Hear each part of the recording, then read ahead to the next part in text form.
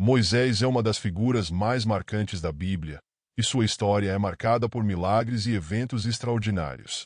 Desde seu nascimento até sua morte, Moisés desempenhou um papel crucial na libertação do povo de Israel da escravidão no Egito e na condução desses rumores à Terra Prometida. Sua jornada foi uma verdadeira demonstração de fé, coragem e liderança, conforme detalhado no livro do Êxodo e também nos livros de Levítico. Em Midian, Moisés trabalhou como pastor de ovelhas e casou-se com Zípora, filha de Jetro, sacerdote de Midian. Ele viveu ali por muitos anos, longe do Egito, até que um dia, no Monte Horebe, teve uma experiência que mudaria sua vida para sempre. Moisés estava pastoreando os rebanhos de seu sogro, quando de repente viu uma sarça que estava em chamas, mas não se consumia. Intrigado, ele parou e ouviu a voz de Deus o chamando do meio das chamas. Moisés, Moisés. Deus se revelou a ele e o disse que seria o escolhido para libertar os israelitas da escravidão no Egito. Moisés inicialmente hesitou, dizendo que não era eloquente e que o faraó não acreditaria nele. Mas Deus o assegurou de que estaria com ele e os deu sinais milagrosos para convencer o povo e o faraó. Deus também falou que Moisés fosse com seu irmão Arão, que ajudasse a falar em seu nome. Com receio, mas obedecendo ao chamado divino, Moisés voltou ao Egito, acompanhado de Arão, para exigir a libertação do povo hebreu. Quando Moisés e Arão se apresentaram ao faraó e pediram que ele deixasse o povo de Israel ir embora, o faraó se decidiu. Foi então que Deus enviou uma série de pragas sobre o Egito. São elas: as águas do Egito tornaram-se sangue.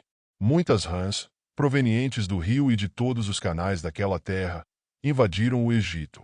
Com essa praga, Faraó pediu que Moisés e Arão rogassem ao Senhor para que as rãs fossem tiradas de sob as casas dos egípcios. Uma epidemia de piolhos que infestou o Egito. Os magos egípcios tentaram imitar essa praga, porém não conseguiram.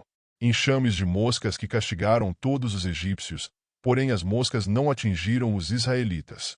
Durante essa praga, Faraó tentou negociar um acordo com Moisés. Ele queria que o povo de Israel adorasse a Deus no próprio Egito. Uma pestilência terrível que atingiu os rebanhos dos egípcios que estavam no campo. Essa peste matou os cavalos, jumentos, camelos, ovelhas e o gado em geral.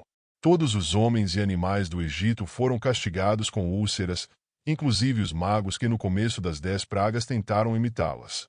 Diante de todo esse sofrimento, Deus endureceu o coração de Faraó e ele não deixou o povo de Israel partir.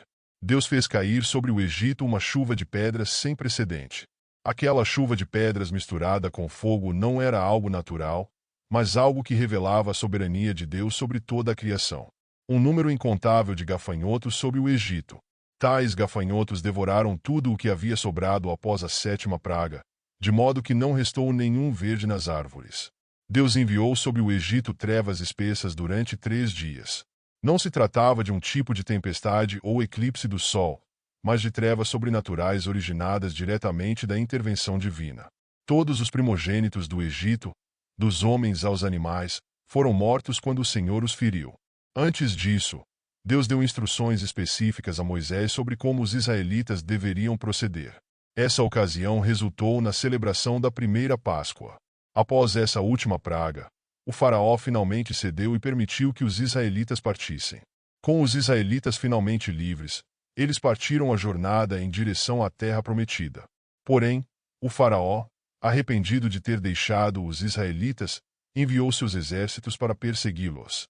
Os israelitas chegaram ao Mar Vermelho, onde se viram diante de um obstáculo impossível, um vasto mar à sua frente e o exército se aproximando rapidamente. Em um ato divino, Deus instruiu Moisés a levantar seu cajado sobre o mar. Quando Moisés obedeceu, as águas do Mar Vermelho se dividiram, formando um caminho seco no fundo do mar. Os israelitas atravessaram o mar a pé, com as águas se mantendo elevações como uma parede à sua esquerda e à sua direita. O faraó e seu exército, que pretendiam seguir os israelitas, foram atingidos pelas águas quando Moisés, ao atravessar, clamou novamente seu cajado, fazendo com que as águas retornassem ao seu lugar e afogassem os egípcios. Esse evento ficou conhecido como a Travessia do Mar Vermelho, e é um dos maiores milagres da Bíblia, representando a salvação de Israel e a vingança do Egito. A jornada pelo deserto e a aliança no Monte Sinai. Após o milagre no Mar Vermelho, os israelitas continuaram sua jornada pelo deserto. No caminho, enfrentaram dificuldades como a falta de água e comida. No entanto, Deus providenciou para eles, enviou o maná, um tipo de alimento celestial que caiu do céu, e fez brotar água de uma rocha quando o povo estava com sede. No Monte Sinai, Deus se revelou a Moisés de maneira especial, e ali Moisés recebeu os 10 mandamentos e outras leis que se tornariam fundamentais para a vida e a religião do povo de Israel. Deus fez uma aliança com os israelitas, estabelecendo-os como seu povo escolhido. Enquanto Moisés estava no monte, o povo, impaciente, pediu a Arão que fizesse um ídolo para que pudesse adorá-lo. Arão cedeu e fez um bezerro de ouro, e o povo começou a adorá-lo como se fosse o Deus que os havia libertado. Quando Moisés desceu do monte e viu o que estava vencendo, ficou furioso. Ele cortou as tábuas da lei e destruiu o bezerro de ouro, repreendendo o povo pela idolatria. Deus, embora irado, perdoou os israelitas, e Moisés subiu novamente ao monte para receber novas tábuas com as leis de Deus. Moisés liderou os israelitas durante toda a peregrinação pelo deserto, mas, quando chegou à terra de Moabe, Deus lhe disse que ele não entraria na terra prometida.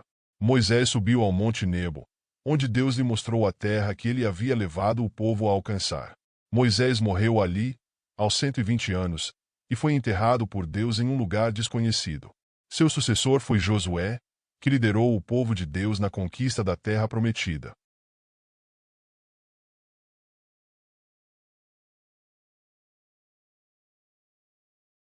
Gostou do vídeo? Se inscreva no canal. Isso nos motiva a fazer mais estudos da Palavra de Deus.